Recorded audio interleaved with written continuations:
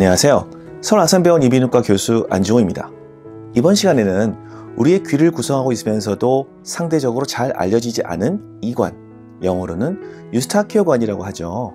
이관에 대해서 설명드리고 이관의 장애와 관련된 질환과 치료에 대해서도 말씀드리겠습니다.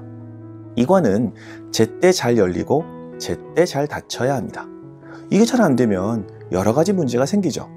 먼저 이관의 구조입니다. 귀는 귓바퀴와 웨이더를 포함한 바깥귀, 그리고 고막과 이소골을 포함하는 중간귀, 달팽이관과 전정기관, 그리고 청신경을 포함한 안쪽 귀로 나뉘죠. 이관은 중간귀와 코를 연결해주는 관입니다. 그런데 왜 이관이 필요할까요? 다들 비행기를 타거나 63빌딩처럼 높은 곳에 엘리베이터를 타고 올라갈 때 귀가 먹먹해진 경험이 있을 것입니다. 중간귀는 외부와 통해 있지 않아서 기압이 낮은 높은 곳으로 올라가면 상대적으로 고막 안의 공기압이 높아서 부풀어 오르게 되죠. 어렸을 적 풍선을 가지고 다니다가 놓쳤을 때 하늘 높이 올라가면 풍선은 터집니다. 실제로 비행기 타다가 고막이 터진 환자들도 있고요. 이때 이관의 역할이 중요합니다. 이관 중간귀 쪽 3분의 1은 뼈에 둘러싸여 있고 코 쪽 3분의 2는 연골로 둘러싸여 있습니다. 뼈로 둘러싸인 이관 통로 부분은 항상 일정한데 연골로 둘러싸인 부분은 연골에 붙어있는 근육 수축으로 이관 통로 크기가 커지기도 하고 작아지기도 합니다. 그리고 코의 뒷부분에 열려있는 이관 입구는 평소에는 두툼한 점막으로 닫혀 있다가 필요할 때 열려서 압력 조절을 합니다. 그래서 우리는 높이 올라가거나 깊이 잠수를 할 때 일부러 코와 입을 막고 코를 푼 동작, 발살바법이라고 하죠. 이 동작을 통해 코 뒷부분의 이관 입구를 일시적으로 열어서 중간귀의 압력을 올려줍니다. 반대로 중간귀의 압력을 낮추려면 어떻게 하면 될까요? 역시 코와 입을 막고 코를 푸는 동작이 아닌 코를 빨아들이는 행동을 합니다. 그러면 중간귀의 압력이 낮아질 수 있습니다. 이 방법을 리버스 발살바법이라고 합니다. 우리가 비행기를 탈 때를 가정하면 이륙할 때는 중간귀의 압력이 대기압보다 상대적으로 높아서 이관 밖으로 공기를 내보내야 하고 착륙할 때는 반대로 중간귀의 압력이 낮아서 이관 안으로 공기를 넣어주어야 합니다. 저도 그렇지만 요즘 비행기 탈 일들이 없어서 가물어질 텐데 미국이나 유럽행 비행기에 탑승하면 승무원들이 마실 음료를 제공하고 착륙할 때쯤 다시 마실 음료를 제공해 줍니다. 그 이유는요?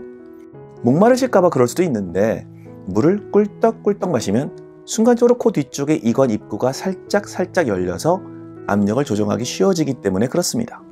그리고 특히 먼 곳에 해외여행을 가실 때는 반드시 제공되는 담요를 덮고 몸을 따뜻하게 하는 것이 좋습니다. 비행기는 춥죠. 그래서 비행 중에 우리는 살짝 감기 기운을 느끼게 됩니다. 그렇게 되면 코 뒤의 이관 입구의 점막이 부어올라서 잘 안 열리게 됩니다. 그러면 아무리 발살법을 해도 중간귀의 압력이 안 올라가겠죠. 엄청 통증만 심해질 수 있습니다. 스쿠버 다이빙은 비행과 반대 상황이죠. 물속 깊이 내려갈수록 엄청나게 높은 압력으로 고막이 눌립니다. 그래서 발살바법을 열심히 하셔야 됩니다. 가끔 스쿠버 다이빙을 즐기다 고막이 터진 분들이 의뢰를 방문하십니다. 아무리 좋아하는 운동이라도 건강하게 하셔야 합니다. 소아는 성인에 비해 이관의 연골부의 성장이 덜 되고 이관이 수평입니다. 그래서 코암기 등으로 코에 생긴 염증이나 병원균이 이관을 타고 귀로 쉽게 넘어가서 염증을 일으킵니다. 그래서 소아가 성인에 비해 삼출성 중이염, 급성 화농성 중이염이 잘 일어납니다. 삼출성 중이염에 대해서는 제 예전 동영상을 보셔도 좋습니다. 자, 지금부터는 두 가지 상황을 말씀드리겠습니다. 이관이 너무 막혀서 문제가 생기는 경우와 너무 열려서 문제가 생기는 경우입니다. 먼저 이관이 너무 막히거나 좁아진 경우를 말씀드리겠습니다. 이관이 잘 안 열리면 어떻게 될까요? 우선 고막 밖과 안의 압력차 조절이 안 되어서 귀가 답답하고 고막이 안쪽으로 점점 빨려 들어갑니다. 그래서 고막에 들러붙어서 염증을 일으키는 유착성 중이염이 생길 수도 있고 일부분만 빨려 들어가면 주머니처럼 되면서 주머니 안에 케라틴이 쌓여서 문제가 되는 진주종성 중이염이 생길 수도 있습니다. 어떤 분들은 따로 귀에 충격을 받지 않았는데 저절로 고막이 터져서 구멍이 생기는 만성 중이염이 되기도 합니다. 그래서 만성 중이염을 수술하기 전에 이관 기능이 괜찮은지를 확인하는 것이 중요하겠죠. 열심히 고막에 구멍을 메웠는데 오히려 나쁜 이관 기능 때문에 고막이 안으로 말려 들어가는 상황이 벌어지기도 합니다. 그렇다면 이렇게 이관 기능이 안 좋아서 중간귀에 물이 차거나 고막이 밀려 들어가거나 하는 경우 어떻게 치료할까요? 가장 간단한 방법은 고막에 중위 환기관을 삽입해서 공기가 통하게 하는 방법입니다. 환기관을 삽입하면 편하긴 한데 만성중이염의 경우와 같이 샤워를 하거나 사우나, 수영을 할 때 귀에 물이 안 들어가게 주의하는 것이 중요합니다. 다른 방법 없을까요? 2020년부터 이관 풍선 확장술이 신의료 기술로 인정되어서 시행되고 있습니다. 아까 코 쪽의 이관은 연골로 되어 있다고 말씀드렸죠?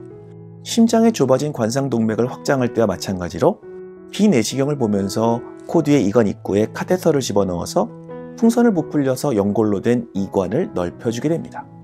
지금까지 많은 연구들이 발표되었는데 70% 이상의 환자들이 증상이 좋아졌다고 보고하고 있습니다. 이관 풍선 확장술은 코의 부분 마취로도 가능한 비교적 간단한 치료이기 때문에 이관이 잘 안 열려서 문제가 생긴 분들에게는 도움이 되는 치료라고 생각합니다. 두 번째는 이관이 너무 잘 열려 있는 경우를 말씀드리겠습니다. 이관이 너무 쉽게 열리거나 항상 열려 있는 경우를 이관 개존증, Patulous Eustachian Tube라고 합니다.